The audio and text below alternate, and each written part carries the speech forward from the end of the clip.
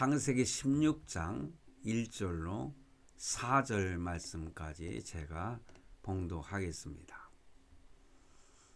아브라함의 아내 사레는 출산하지 못하였고 그에게 한 여종이 있으니 애굽 사람이요 이름은 하갈이라. 사레가 아브라함에게 이르되 여호와께서 내 출산을 허락하지 아니하셨으니 원하건대 내 여종에게 들어가라.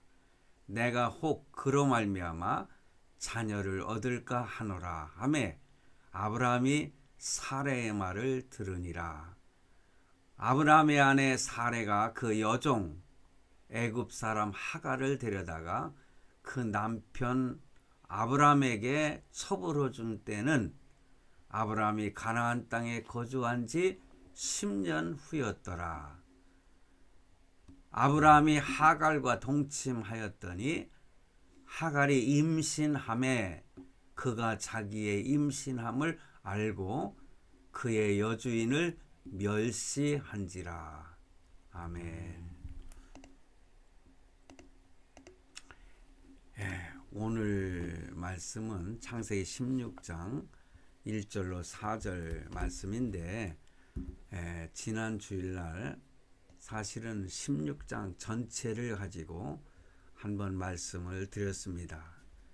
근데 오늘 그 핵심의 말씀은 하갈을 취한 아브라함에 관한 이야기이기 때문에 제목을 하갈을 취한 아브라함이라고 제목을 잡아가지고 오늘 그 내용을 통하여 하나님이 우리에게 주시는 말씀이 무엇인가 한번 생각해 보면서 우리 자신들을 되돌아볼 수 있는 시간을 갖도록 하겠습니다.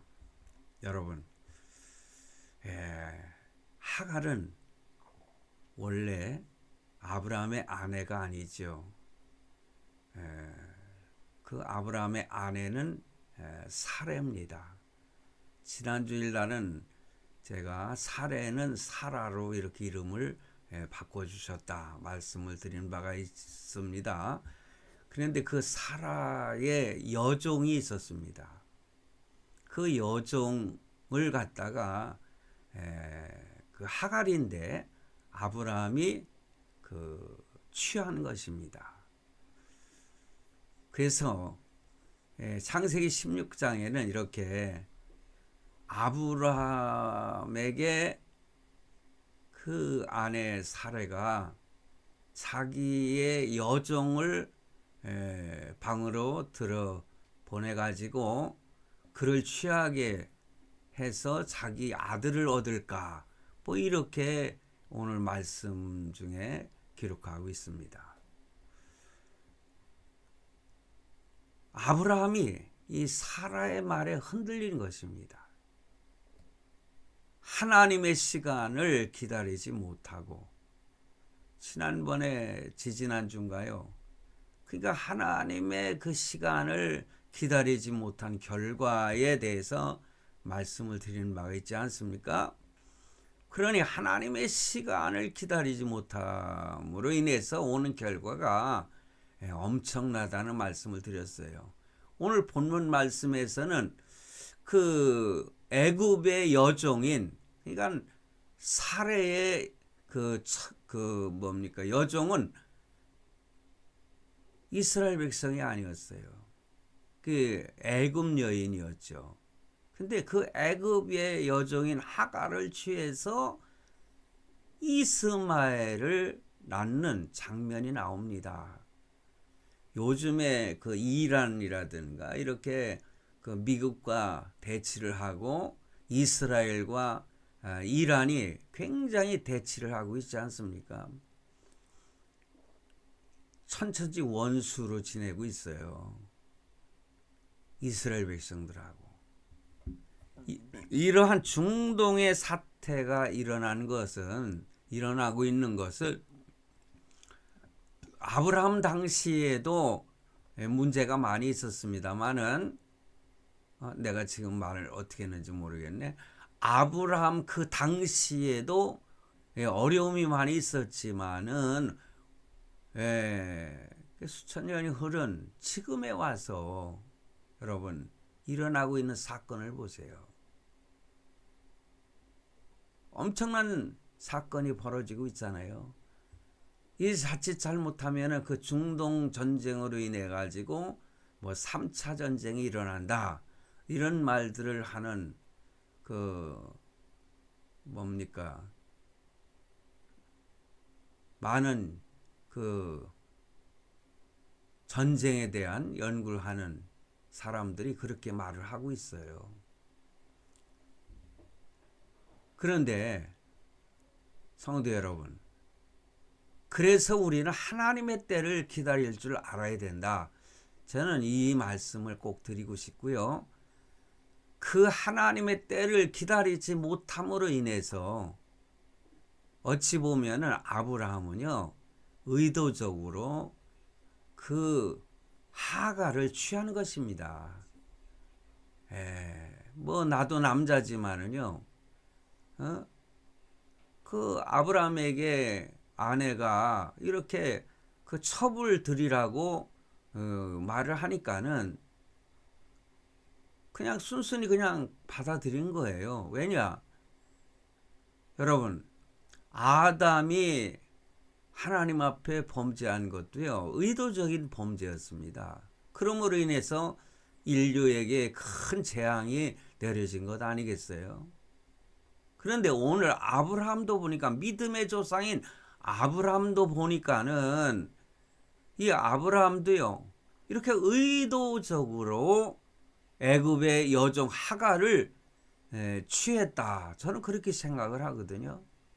그러므로 인해서 벌어지는 집안이 그 집안의 사건이죠. 환란이 온 겁니다. 집안에. 본처하고 첩하고 이렇게 서로 싸움박질하는 그러한 일들이 벌어지게 된 것입니다. 결국은 하나님 앞에 아브라함이 범죄함으로 인해서 뭐 처음에는 하갈도 그것을 하나님이 약속한 것을 믿지 못했기 때문에 뭐 사례로부터 시작이 됐다. 뭐 이렇게 생각할 수 있겠지만은 근데 아브라함이 하나님의 믿음의 조상이잖아요. 그러니까 그 마음을 잘 지켰으면 그리고 하나님의 때를 잘 지켰으면 이러한 범죄가 일어나지 않았을 것이고 그 오늘날에 와가지고 이런 무서운 전쟁이 일어나지 않는 그러한 것을 결국에 가서는 이렇게 전쟁 속에 파묻히게 만든 그 아브라함의 그 범죄였다. 저는 그렇게 생각을 해요. 그런데 이 범죄 사건을 인하여서 우리에게 많은 그 의미를 깨닫게 하는 그러한 내용을 오늘 저와 여러분이 한번 생각해 보도록 하겠습니다.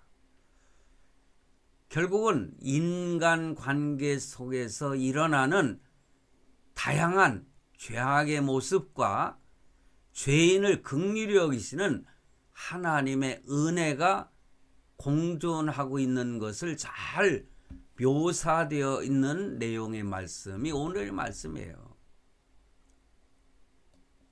자, 그렇다면 이 본문 말씀이 우리에게 주는 메시지가 뭔가? 죄는 또 다른 죄를 낳는다는 거죠. 죄가 잉태한 즉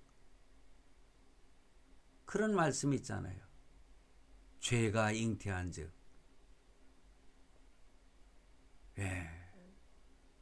죄가 장성해 가지고 나타나는 그 결과가 성경은 무섭게 다루고 있습니다. 그러니 죄는 또 다른 죄를 낳는다는 거죠. 본문에 나오는 이 죄의 사슬이요. 뭐 처음에 사례로부터 출발을 했지만은 그 사례는 그 범죄로 인하여서 하나님의 계획을 인간적인 그러한 생각으로 단축하려고 했던 인위적인 것을 통해서 하나님의 은혜를 이렇게 끌어내리려고 하는 그런 의도가 있었잖아요. 이것이 처음 시작된 범죄입니다.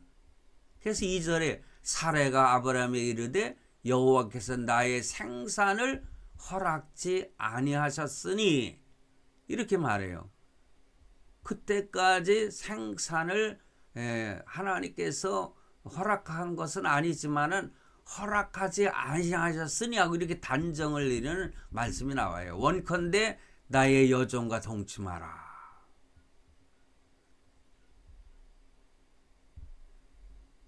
여러분, 내가 혹 그로 말미암아 자녀를 얻을까 하노라. 그 당시는 그 여종이 낳는 아이는 그 주인의 아이였던 것이 그것이 뭐 그 당시에 그 풍습이라고도 할 수 있고 오늘 뭐 대한민국 그 조선 시대에도 마찬가지였지 않습니까?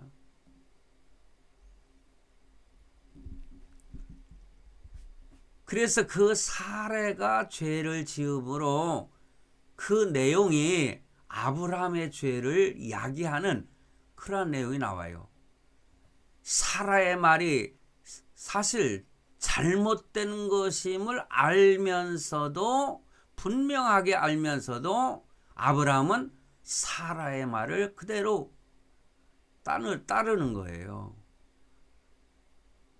하나님의 약속과 능력을 인간적으로 생각하고 판단하는 결국 아브라함의 행동이 나오는 거죠. 결국은 여종 하갈을 취해서 하갈에게 잉태케 만드는 것입니다.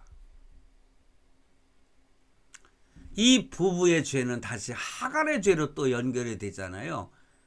하갈의 죄는 뭡니까? 불필요한 교만, 이 교만한 마음이 들어가지고 각종 혼란을 야기시킨 그러한 죄를 발견하는데 4절 말씀에 보잖아요. 아브라함이 하갈과 동참하였더니 하갈이 잉태하며 아이를 갖게 되면은 여인이 굉장히 담대해지나 봐요. 그가 자기의 잉태함을 깨닫고 그 여주인을 멸시했다. 이건 말도 안 되는 거 아니겠어요? 요즘에 드라마를 봐도 궁중에서 그런 일들이 많이 있지 않습니까? 예? 바로 이 하갈의 죄는 다시 사라의 죄로 또 연결이 돼요. 5절 말씀에 사라가 아브라함에게 이르되 나의 받는 욕은 당신이 받아야 옳도다. 내가 나의 여종을 당신 품에 두었거늘 그가 자기의 잉태함을 깨닫고 나를 멸시하니 당신과 나 사이에 여호와께 판단하시기를 원하노라.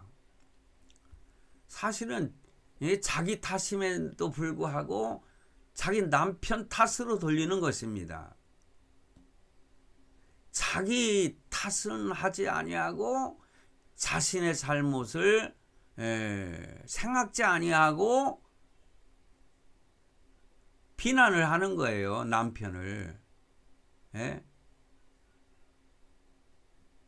그런데 아브라함이 잘 지혜롭게 처리를 했으면 좋은데 무관심해 버리고 말았어요. 그것도 하나님 앞에 범죄인 것입니다. 관심을 가져야 될 것을 관심 갖지 않는 것도 무관심도 하나님 앞에는 죄가 된다. 자, 본문 6절 전반부 말씀을 보면은 아브라함이 사라에게 이르되 그대의 여종은 그대의 수중에 있으니 그대의 눈에 좋은 대로 그에게 행하라는 거예요. 그러니까는 사라가 어떻게 하겠습니까? 그냥 놔두겠어요?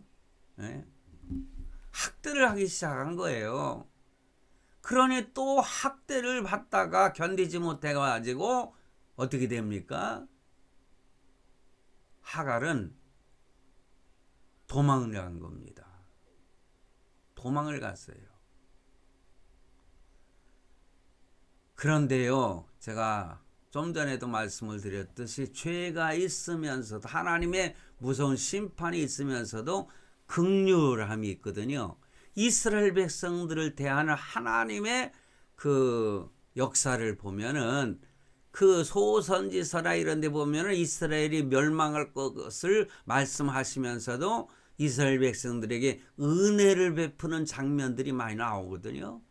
오늘 이 내용의 말씀 중에서도요, 죄를 짓는 곳에도 하나님의 은혜가 임하고 있다는 것을 우리는 또한 발견하는 거예요. 그래서 우리는 하나님 앞에 범죄했을지라도 하나님의 은혜는 우리에게서 떠나지 않는다. 오늘 메시지는 그런 메시지입니다. 그런 말씀을 전하고 싶은 거예요. 그러니까 연속적인 죄 사슬에 이렇게 범죄하고 있으면서도 그 피해를 당한 사람이 누굽니까? 가장 피해를 본 사람은 하갈이잖아요. 뭐 하갈의 죄라고 하는 것은 교만의 죄였잖아요. 그런데 교만이라는 것도 무서운 죄입니다. 자기의 위치를 이탈해서 자기가 높은 자처럼 이렇게 행세하는 것이 교만이라고 하는 거죠. 그래서 이 교만은 스스로 높아지려고 하다가 나중에는 하나님도 무시하는 교만이 있을 수가 있거든요. 그게 가장 무서운 큰 죄인 것입니다. 우리가 하나님을 무시하는 경우 여러분 한번 곰곰이 한번 생각해 보세요. 내 생활 속에서 혹시 하나님을 참 이렇게 오히려 무시하는 그런 행동을 내가 나도 모르게 그런 행동이 나올 때도 있을 수 있거든요. 그 무서운 하나님 앞에 범죄인 것입니다. 항상 우리는 하나님 앞에서 나를 이렇게 비춰볼 수 있어야 돼요. 그 하나님은 빛이시기 때문에 오히려 하나님을 볼 때에 내가 어떻게 더러운 죄를 짓고 있는가 이런 것도 스스로 발견을 해야 되는 거예요. 그러니까 어떻게 보면은 나는 이제 뭐 권세도 가졌다, 명예도 있겠다, 물질도 이만하면 평생 먹고 살고 남을 수 있다는 그런 풍요로움을 이렇게 만끽을 하다 보면은 하나님 없이도 자기는 살 수 있다고 하는 것을 생각할 수가 있잖아요. 난 하나님 없이도 살 수 있어. 그건 무서운 죄예요. 이게 교만한 것입니다. 하나님 앞에 기도하지 않고도 하나님 앞에 얼마든지 요구하지 않고도 살 수 있다. 이러한 교만. 오늘 우리는 본문을 통해서 내가 하나님 앞에 교만하지는 않는가. 그런데 결국에 가서는 무너지고 말죠. 하갈은 사라의 핍박을 견디지 못하고 사라 앞에서 도망을 합니다. 그때 여호와의 사자가 그 샘물 곁에서 그녀를 만나주고 있어요. 이게 하나님의 긍휼하심인 것입니다. 9절에 보니까는 오늘 여호와의 사자가 그에게 이르되 내 여주인에게로 돌아가서 그에게 복종하라. 사실 이거는 그에게 은혜를 베풀며 그를 인도하는 그런 모습을 봅니다. 그러니까 여호와의 사자는 이 복종을 명령함과 동시에 축복의 말을 또 전해주고 있어요. 10절에서 11절 말씀해 보니까 여호와의 사자가 또 그에게 이르되 내가 네 자손으로 크게 번성하여 그 수가 많이 셀 수 없게 하리라. 결국은 이런 아랍 사람들이 참 이렇게 그 수가 많아가지고 셀 수 없게 되는 그러한 큰 축복을 내리는 것이 결국에 가서는 뭐가 돼요? 서로가 원수가 또 되게 하는. 여호와의 사자가 또 그에게 이르되 내가 잉태하였은즉 아들을 낳으리니 그 이름을 이스마엘이라 하라. 아랍 사람들도 이스마엘 자손이기 때문에 아브라함을 자기들의 조상으로 섬기는 겁니다. 뭐 하나님을 섬기지만은 이렇게 그렇게 생각하고 조상에 대한 것을 긍지를 갖는 거죠. 그러니 여호와께서 내 고통을 들으셨음이니라. 그 하나님의 음성이 하갈에게 얼마나 큰 위로가 되었을까. 그 하나님의 음성에 감격해가지고 하갈은 하나님을 감찰하시는 하나님이라 이렇게 불렀고, 하나님을 만난 그 셈의 이름을 부엘라 헤로이라고 이렇게 부르는 모습을 봅니다. 지난 시간에 제가 이건 말씀을 드린 바가 있습니다. 하나님은요, 죄를 싫어하십니다. 특히 교만의 죄를 가장 싫어하셔요. 교만한 모습에는 반드시 그에 따른 아픈 대가를 치러야 하는 거예요. 사람이 좀 잘 되면은 왜 그렇게 뭐라고 할까, 자기 교만에 빠져가지고 사람들을 무시하고 그러는 경우가 있는데, 이것이 무서운 죄인 것입니다. 그것이 바로 하나님을 무시하는 행동이 될 수가 있는 거예요. 그러나 하나님은 그 죄가 더한 곳에도 반드시 은혜의 길을 예비하시는 긍휼하신 하나님이십니다. 예수님께서도 죄가 많은 곳에 하나님의 은혜도 더한다는 분명한 말씀을 하고 있습니다. 그래서 회개하는 하나님의 자녀에게는 반드시 또한 찾아오셔서 새롭게 축복의 길을 열어주시는 바로 부엘라 헤로이의 하나님의 모습을 발견하게 되는 것입니다. 하나님은 한 번 사랑하시는 자녀는 끝까지 사랑하셔요. 채찍을 들으실 때도 있지만은 끝까지 하나님은 사랑하시고, 회개하는 자를 하나님은 용서하신다. 그러니 긍휼하신 하나님을 발견하게 되는 것입니다. 이것이 오늘 본문에서 우리가 보여주는 메시지다. 하나님께서는 하갈이 지은 그 교만의 죄에도 불구하고 그녀에게 관심을 두시고 긍휼을 베푸신 장면을 봅니다. 특히 그 장면이 우리에게 감격을 주는 것은 그녀가 애굽 출신임에도 불구하고 바로 이방인이라는 거죠. 이방인 여정인데, 성도 여러분, 오늘 우리는 이방인들 아닙니까? 유대인 이외에는 다 이방인들인 것입니다. 그런데 하나님께서는 그런 이방인에게도 사랑을 베풀어 주신다는 사실을 우리는 발견하게 되는 것이죠. 이런 내용의 말씀을 보면은 하나님의 복음은 예수께서 우리를 위해서 십자가에 달려 죽으시고 우리의 죄를 용서하심으로 그 복음의 말씀을 듣고 믿는 자마다 다 구원을 받게 하신다는 그 하나님의 은혜, 이 복음을 우리만 소유하고 있어서는 되겠는가? 다른 나라 이방인들에게도 복음을 전해야 되는 사명을 또한 우리에게 주신 것이 아닌가? 우리는 빚진 자 아니겠습니까? 우리나라에 이 복음이 여러분 저절로 생긴 것이 아니잖아요. 유대인들 그처럼 하나님을 섬기는 게 아니잖아요. 그런데 선교사들을 통해서 우리가 잘 알고 있듯이 언더우드라든가 아펜젤러, 이 언더우드는 장로교, 아펜젤러는 뭡니까? 그 감리교 선교사였잖아요. 이분들이 한국에 와서 외국 사람이 우리 대한민국에 와서 복음을 전해줌으로 말미암아 우리가 예수를 믿게 된 거 아니겠습니까? 하나님은 그 언더우드라든가 아펜젤러의 그 전기를 보면은요, 하나님의 은혜를 받아서 그들이 대한민국이라고 하는 곳에 와서 복음을 전해야 되겠다는 마음을 주신 거예요.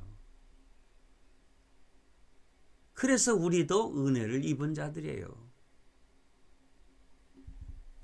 그러므로 우리는 하나님의 마음과 비전을 가지고 우리의 생각의 폭을 넓혀서 외국에 가서 또한 복음을 전해야 되는 사명이 우리에게 있다. 그것입니다. 자, 본문 말씀에 보니 하갈이 사라에게 쫓겨날 때에 하나님은 그 하갈을 찾아주셨잖아요. 하나님은 하갈을 버리지 않으셨습니다. 뭐 사람만 축복하시고 하갈은 버렸다. 그게 아니지요. 하나님은 하갈의 고통도 들어주신 거예요. 하나님은 이방인도 사랑하시는 것입니다. 하나님의 사랑은 편협하지 않습니다. 어찌 보면 이 말씀 속에서 요한복음 3장 16절 말씀에 하나님이 세상을 이처럼 사랑하사 독생자를 주셨으니 이는 저를 믿는 자마다 멸망치 않고 영생을 얻게 하려 하심이니라. 이 말씀을 해석하는 그 내용에 따라서 여기 뭐 하나님의 사랑은 편만하게 나타나죠. 이방인들에게도. 그럼에도 불구하고 하나님은 창세전에 이미 그 택한 백성들이 있다는 에베소서 말씀도 우리에게 주시잖아요. 그래서 뭐 여기에 대해서도 굉장히 신학적으로 갈라지지요. 근데 저는 그 하나님의 그 택하심, 예정하심, 저는 그것을 성경적으로 옳은 신학이라고 믿는 장로교 목사입니다. 하나님의 사랑은 편협하지 않고 그 사랑의 폭이 넓지만은 그러나 하나님은 그 많은 사람들 이방인 중에도 하나님의 선택한 백성이 있다고 하는 사실을 성경은 우리에게 보여주시는데, 근데 누가 선택된 자인지는 우리는 모르기 때문에 모든 사람들에게 복음을 전하는 것입니다. 하나님의 선택된 자는 그 복음을 받았을 때에 마음의 감동을 받고 성령의 역사로 말미암아 예수 그리스도를 믿게 되는 것입니다. 여러분, 그러므로 우리는 그 하나님의 사랑을 받은 자이기 때문에 우리도 하나님의 사랑을 전하는, 세상 모든 나라에 하나님의 사랑을 전하는 그러한 선교사들이 또한 다 되어야 된다. 그러므로 내가 정말 하나님 앞에서 큰 복을 받았을 때에 여러분, 나 혼자 잘 먹고 잘 살지 하는 그런 생각은 옳지 않다는 거죠. 내 옆에 있는 형제 자매라든가 아니면 이웃들에게 복음도 전하고 뿐만 아니라 때로는 물질도 나누고 구제하고 그러면서 세상에 이렇게 손을 펴고 살아야 되는 것입니다.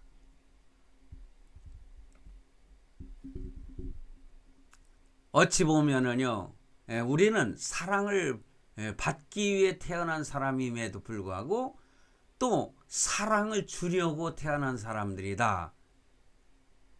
이렇게 생각을 해야 됩니다. 세상이 참 힘들고 어렵지 않습니까? 엊그제 아들이 그러더라고요. 예수님께서 재림하셨으면 좋겠다는 거예요. 힘들고 어려운 세상. 그러면은 아버지 어머니와 함께 이렇게 천국에 가서 편안하게 살 수 있지 않겠냐.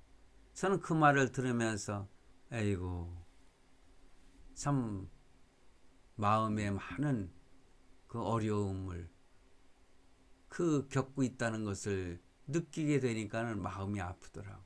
그래, 지금이라도, 그래, 저도 그런 생각을 했거든요. 아, 주님이 지금이라도 오시면 얼마나 좋을까. 제가 어려서 예수 믿고 나서 하나님께 기도하는 것이 뭐 이런 얘기하면은 우리 아들은 그럴 거예요. 그거 수백 번 들은 얘기 하시는 거죠? 맞아요. 내가 예수 믿고 그 어렸을 때 그 참 부흥에 참석해가지고 낮에나 밤에나 눈물 머금고 내 주님 오시기만 고대합니다. 막 그러면서 눈물로 회개하고 또 주님 오시기를 사모하는 마음으로 하나님, 내가 50살이 됐을 때에 주님 오시옵소서. 그렇게 기도를 한 적이 있어요. 50살까지만 살면 많이 사는 거 아닌가. 근데 요즘에는 뭐 100세 시대니 뭐 그래가지고 지금 제 나이가 벌써 75세가 됐어요. 만으로 74세죠. 근데 25년이나 세상을 더 살았어요. 그런데 주님은 언제 오실지 아직도 우리는 모르지요. 예? 근데 이 세상 돌아가는 걸 보니까는요, 완전히 말세 중에 말세가 아닌가, 그런 생각을 하게 되는 거예요. 예? 이 사단이가 이 세상을 완전히 사로잡고 있어요. 거짓이 난무하는 그런 세상을 우리가 살고 있습니다. 예? 그냥 모든 내용들을 보면은요, 다 거짓말이야, 거짓말. 예? 뉴스들을 봐도 거짓말, 그냥, 그리고, 여러분, 그 사회주의자들, 공산주의자들이 가장 잘하는 것이 뭡니까? 선동이지 않습니까? 거짓말을 갖다가 그냥, 뭐, 떡 먹듯이 하면서 그 거짓말로 선동을 해요. 제가 오늘 아침에요, 그 괴벨의 얘기를 제가 읽어봤어요. 괴벨. 여러분, 보면은요,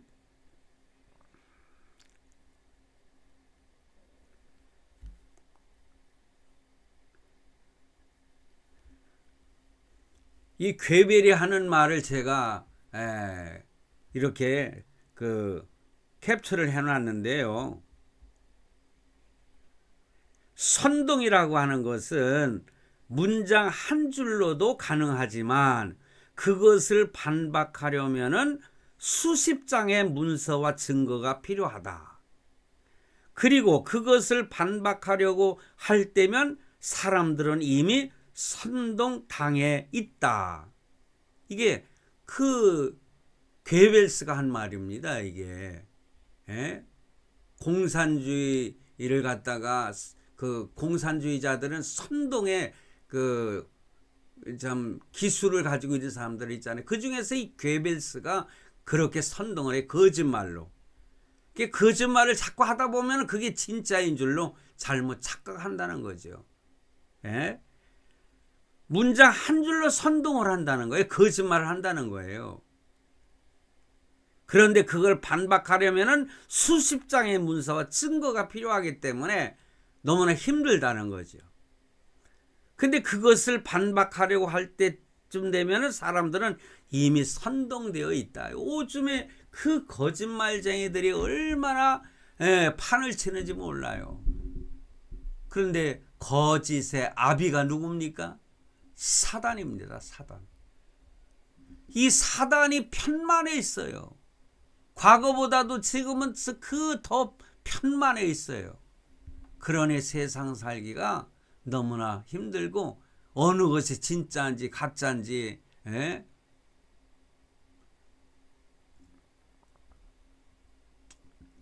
이러한 세상, 눈에 보이는 것마다 못마땅한 것이 얼마나 많습니까? 그런데 우리는 세상만 또한 탓해서는 안 된다는 거죠. 탓하지 말고 내가 베풀 수 있는 사랑을, 그게 사랑이 뭡니까? 복음이죠. 하나님의 사랑을 전하는 자가 되어야 되지 않겠는가? 우리가 세상만 탓하면서 이 세상만 그냥 확 바꾸어지기를 원한다면은 오히려 상황은 더 악화될 수가 있지 않겠나 그런 생각을 해봐요. 중요한 것은 내가 선교하는 마음을 가지고 그들에게 하나님의 말씀을 증거한다는 그 사랑의 어떤 주사를 이렇게 놓을 수 있는 그런 자세로 살아간다면은 바로 그 순간 하나님은 우리 민족을 사랑하실 줄로 믿습니다. 또한 우리 가정, 또한 더 나아가서 내 인생, 우리 인생을 하나님은 축복을 해 주실 줄로 저는 생각을 합니다. 하나님의 사랑은 참으로 위대합니다. 그런데요, 우리가 일반적으로 보면은 하나님의 사랑을 받은 자들이 굉장히 성경에 보면은 쓴맛을 많이 보지 않습니까? 바울도 하나님의 사랑을 받은 자잖아요. 얼마나 고통과 고난을 당했습니까? 그런데요, 사랑이라고 하는 것은 쓰러졌을 때 다시 일어설 수 있는 힘을 또한 우리에게 제공을 해 주시는 거예요. 우리는 쓰러지는 것을 두려워합니다. 바닥으로 내려가는 것을 수치스러워합니다. 여러분,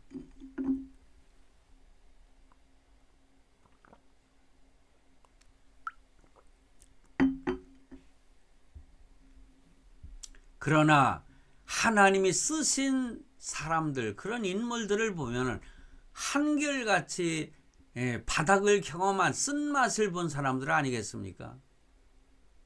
요셉은 형제들에 인해서 구렁텅이에 빠졌던 경험이 있지 않습니까? 나중에는 그 여인 주인마님에 의해서 억울한 누명을 쓰게 되고 다른 감옥에 들어가지 않습니까? 인생의 쓴맛을 보고 있어요. 모세는 참 쫓겨나가지고 광야를 향해서 가지 않습니까? 다윗은 아둘람굴에서 쓴맛을 느낍니다. 다니엘은 사자굴에 들어갑니다. 그런 쓴맛을 경험을 하는 거예요. 엘리야는 로뎀나무 아래 쓰러져 가지고 한탄하지 않습니까? 그런데요, 하나님의 일꾼이든 하나님의 선택된 자녀라 할지라도 쓰러지고 넘어져 봐야 비로소 자기의 정체성을 발견할 수 있는 거예요. 자기가 누구며 무엇을 할 수 있고 무엇을 할 수 없는지, 내가 또 하나님 앞에 옳은 삶을 살았는지, 이런 것을 깨닫게 되는 것입니다. 쓰러지고 넘어지는 쓴맛을 볼 때에 그 쓴맛이라고 하는 것 자체는 사실상 실패는 아닌 것입니다. 실패를 통해서 자신을 발견하는 것이, 여러분, 그건 실패가 아니죠. 근데 그 실패를 깨닫지 못하는 것이 실패인 것입니다. 실패를 통해서 배우지 못하는 것이 실패라고 하는 것입니다. 그러므로 실패라고 하는 것은 뭡니까? 겸허하게, 겸손하게 자신을 발견할 수 있는 기회가 주어졌다는 사실을 여러분 깨달으시기 바랍니다. 인생의 참된 승리자들은 쓰러지지 않은 사람들이 없지 않습니까? 한 번쯤은 다 쓰러지고 쓴맛을 본 사람들이에요. 더 이상은 더 쓴맛을 보지 말아야 되지 않겠습니까? 쓰러짐을 통해서 자신을 발견한 사람들이 바로 참된 인생의 승리자들이었어요. 그리고 그 쓰러짐을 통해서 하나님을 발견하게 되고, 하나님 앞에 겸손하게 되고, 하나님 앞에서 기도하게 되고, 이런 자신을 발견한 사람들이 참된 승리자가 되는 것입니다. 쓰러진 후에 다시 일어선 사람, 7전팔기라는 말이 있잖아요. 시편 말씀해 보니까는, 예? 잠언서인가요? 7번 넘어질지라도 8번째 일어난다는 말씀이에요. 쓰러짐을 통해서 하나님께 깊은 뿌리를 내린 사람들이 참된 승리자라, 이 말씀인 것입니다. 오늘 제목처럼 하가를 취한 아브라함 보세요. 결국은 하나님 앞에 범죄함으로 그러한 파란을 일으켰지만은, 그래도 그가 하나님 앞에 온전히 섰을 때에 그런 믿음의 조상으로 인정을 받고, 그의 삶이 하나님의 큰 축복을 받은 거 아니겠습니까? 사랑하는 성도 여러분, 오늘 말씀은 꼭 기억하십시다.